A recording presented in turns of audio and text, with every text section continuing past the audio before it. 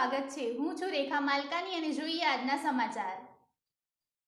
કપડવંજ કોર્ટના છેલ્લા દોઢેક વર્ષથી નાસ્તા ફરતા પકડ વોરંટના આરોપીને પકડી પાડતી બાયડ પોલીસ।